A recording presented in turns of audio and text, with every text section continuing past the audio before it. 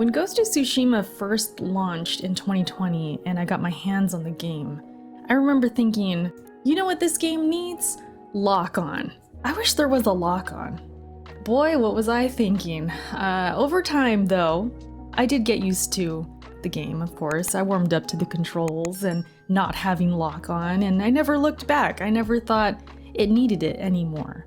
And now that we have the Iki Island DLC and upgrades, and the option for lock-on, and not only that, but a Dark Souls controller experience. We're gonna get into that. I thought to myself, I don't know if I really need that. This is Ghost of Tsushima. I was so used to how it played already and how smooth of an experience and how much it flowed in terms of combat. I really didn't desire it. So I streamed the DLC and had a couple people tell me, Erica, how come you're not using the Dark Souls controls? How come you're not using lock-on? And I told them, you know what, I don't think I need it. But they asked again, so I complied and I figure, okay, I'll try it. It was not the best of experiences. So I figured, let me take some time off stream and really try it again. So you're about to see some gameplay that I recorded, both using the quote-unquote Dark Souls controls and the default Ghost of Tsushima controls. So let's get into the Dark Souls controls, the melee alternative. So if you go into your options, you can see here that that is an option now, the melee alternative. Basically just means you have your light attack on R1, heavy attack on R2, very Souls-like, and your interaction button, instead of it being on R2, is now on triangle. This is the biggest change of the control scheme because the interaction button does a lot. You hit that for your stances, for your abilities, your ghost abilities, as well as interacting with the world. So picking up bamboo, talking to people, picking up things and interacting with objects in the world. This was definitely the biggest hurdle for me because Ghost of Tsushima is much more complex than Dark Souls because you do have these ghost abilities. You do have this interaction with choosing your stances and all of that. And hitting R2 felt perfect for that, I felt. Using triangle, it takes getting used to. It's not the worst thing, but it is different. Even when it comes to riding the horse, it doesn't feel as natural because R2 just made sense for the game. So using triangle to get on the horse, get off the horse, and pick up materials as you ride, it just takes getting used to, of course.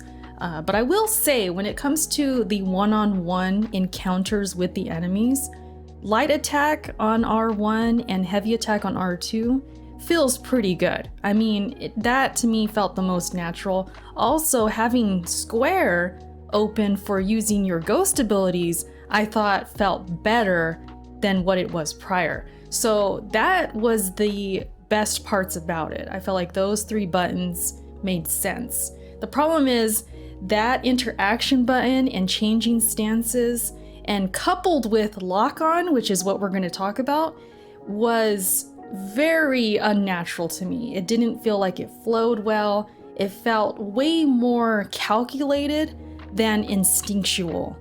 And the lock-on is a big reason why, and it's the worst part about this experience. Let's talk about that lock-on.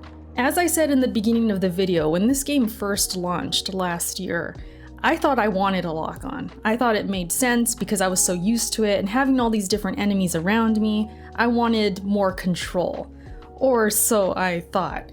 The lock-on in the DLC, and now that I'm using it, I feel like I have less control because the lock-on, you can see here, I used swap on defeat first, which means that once I kill somebody, it'll switch over to someone else, and then I'm able to rotate to whichever enemy I want to, right? Using the R3 button, the stick.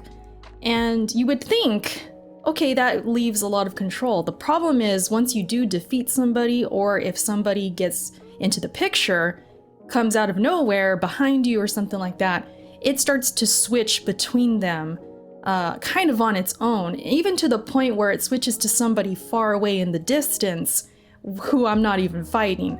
And it even got to the point where I low-key got motion sickness because I was focusing on one enemy and then the camera warped to another enemy in the background because it was trying to lock on to them. And it took my eyes for a ride. Let me tell you, that camera shift and how it moved so quick to something I was not intending just felt off to me, and it made me a little motion sick. So that's a huge negative. You guys know I don't mess with motion sickness. I will avoid it at all costs. And not only that, but having to use up on the D-pad to activate the lock-on is very unnatural. R3 is our lock-on go-to, right? We click it, we move it to go between different enemies in a Dark Souls type of game, and it just feels right. Using up on D-pad is just wrong. It just feels wrong. You do get used to it, as with anything. If I had to play like this and I was forced to, obviously I would get used to it, but right off the bat, it just clearly to me doesn't feel very natural. It doesn't flow very well. Way more calculated, like I said. I'm having to choose who I'm locking on, locking off on, and the swap on defeat, of course, kind of helps with that, but I actually prefer just having it on compared to swap, because on I can trigger it off and on. I manually can lock on to who I want. Both options, I end up turning it off altogether, or I end up not using it. But at least with just the on, I wouldn't have to worry about the camera just shifting around on me. But it still feels a little weird to have to manually do it. And then even with the other option of swapping on defeat, they both just feel unnatural to me. So the lock-on was not a very good experience right up front. The motion sickness, the constant calculating in my head of having to hit that button and hit off that button and then move to who I'm trying to look at. Because Ghost of Tsushima, as an open world and just the way it's formulated here in this game, is like you have someone in front of you, you'll be fighting them, you'll be parrying, you'll be timing your dodges and all of that, and then someone will come up behind you or to the side of you, and it's very natural to just hit that block button. Just hit that parry, and you get the guy that's behind you or to the side of you, and it just flows, and you automatically start fighting that person without lock-on. And then you're dodging through them, you're getting some distance, getting some space, resetting, and you know exactly who you're fighting. You know exactly who's gonna hit you, and you're not locking on to someone in the distance. It could be an archer in the distance, and that lock-on will trigger to them, and you're like, wait a minute, I'm not trying to fight you, I'm trying to see this dude behind me. But because the camera's moving around and forcing you to lock on to somebody, it just does not flow well at all. And this is, of course, my experience.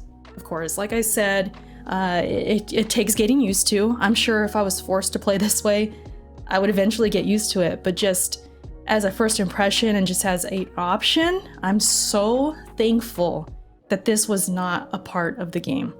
I really am thankful that they went without lock-on in the main game and as the main way to play, because for Ghost of Tsushima, it just feels right to not have it. And so I wanted to make this video, just kind of give my opinion, throw it out there, because I know, I cover a lot of Souls-like games, and I'm so used to that Souls-like way of playing when it comes to the control scheme and the light attack, the heavy attack, the lock-on, and all of that. And it's good for those games. I'm used to it for those games. Those are calculated games. Those are games that you walk into a room and you have to be methodical. You have to think, okay, one enemy at a time, or you run away, or you do what you gotta do. Ghost is not a one enemy at a time kind of game. You're fighting sometimes 5 dudes at a time and switching between them, parrying one, dodging the other, parrying another one, throwing down your smoke bomb, assassinating 1, 2, 3, boom, boom, boom. And it's just, it flows, man. It's so pretty. It's so great to experience. And that lock-on and that quote-unquote Dark Souls control scheme just does not capture that experience like it's meant to be captured. And so I strongly love the default control scheme. Shout out to Sucker Punch for creating this game and the combat the way it is and how complex it is and how fun. I just love and adore the combat in Ghost of Tsushima so much. Game of the Year 2020 still, and I'm really enjoying the DLC. So that's it for this video, you guys. I just wanted to comment and talk about that control scheme and the option that we have now. Let me know if you're using it. Everybody's different, you know. For you, you might give it more of a chance. You might have more success and feel like it's better. I mean, shoot, everyone's different. So let me know in the comment section what you think, or if you agree with me as well. I mean, let me know that too. Thank you so much for watching, you guys. I will catch you in my next video. Peace.